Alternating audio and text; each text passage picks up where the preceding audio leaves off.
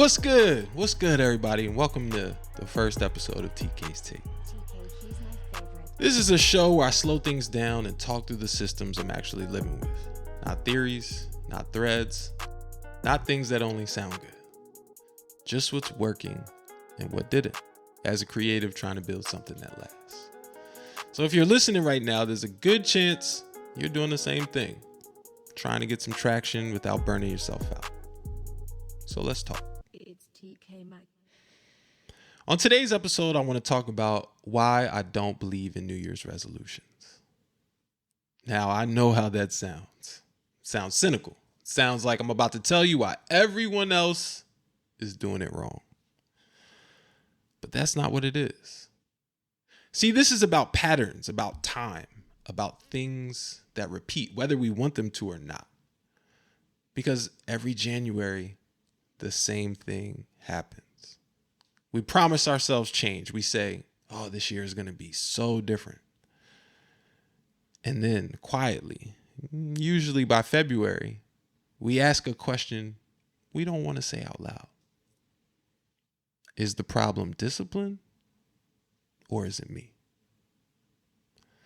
And here's the part I didn't understand for a long time. See, that question isn't about laziness. It's about fear. Fear that maybe this is just how things stay. Fear that you're working hard, but drifting. And if you felt that, I want you to hear this clearly. The problem isn't you. The problem is the structure. It's TK Mike. So let's break this down. First point, motivation is not a long-term strategy. See, motivation shows up loud. It buys notebooks, it downloads apps, it binge watches tutorials, and then it disappears right when life gets inconvenient. Deadlines don't care that it's January. Bills definitely don't care, and fatigue really doesn't care. Here's what relying on motivation actually costs you. See, it doesn't just stall progress. It slowly teaches you not to trust yourself. You stop believing your own promises, not because you're unreliable, but because the system, it never had your back. I want to give you a life example. Every week, I shoot free throws. Same court, same spot, same routine. I shoot 100.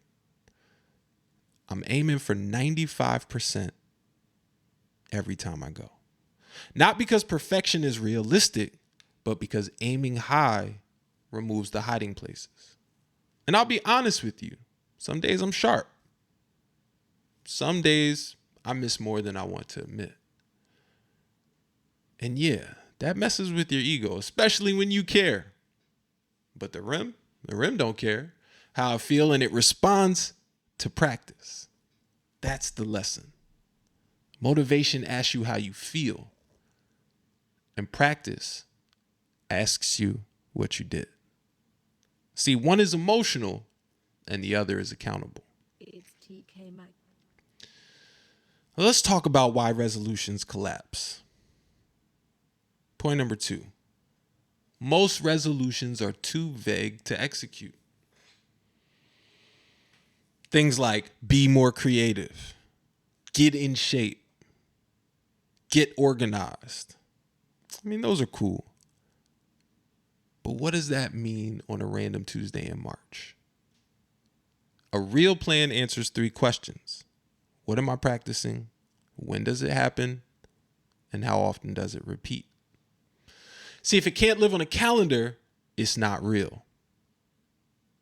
It's just optimism wearing confidence. Point number 3.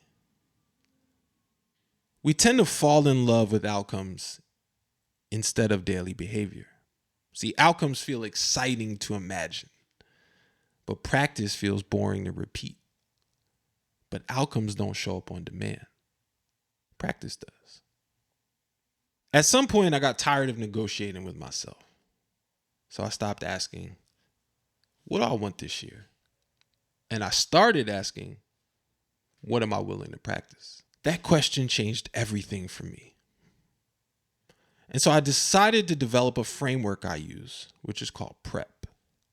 And let me walk you through it. First is practice, the work itself, the reps, the thing you do when nobody's watching. Next is your routine. Same days, same times, same order. Routine doesn't kill freedom, it protects it. Next is your environment. So, quick example, I built a home gym because I got tired of arguing with myself. If the bar is close, I train, and if it's far, I negotiate.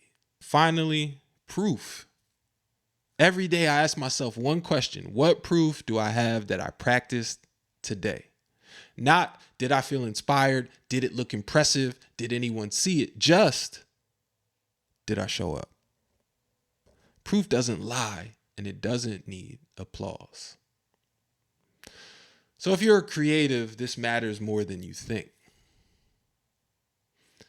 Creativity without structure turns into frustration, burnout, restarting, renaming the same goal in every January. Does this sound familiar? Right now, I'm finishing a PhD in experimental music and digital media. I was able to complete this in 3 years while continuing to train daily, run a consulting and coaching business, and create consistently. Not because I'm special, because I stopped asking motivation to carry a weight it was never designed to hold. So let's close this loop. The question from the beginning: is the problem discipline, or is it me? It's not you. It's the absence of structure. And the truth is, you probably already know what you need to practice. See, you don't need a reset. You need something you can repeat. I don't believe in New Year's resolutions. I believe in PrEP. Practice, routine, environment, and proof. If this episode felt uncomfortably familiar in a good way, subscribe to TK's Take and keep the conversation going. No hype, no reinvention, just systems that hold up on ordinary days. Thanks, and join us for episode number 2, where we'll dive in to practice and how you can add practice to your life. Thanks. It's TK Mike.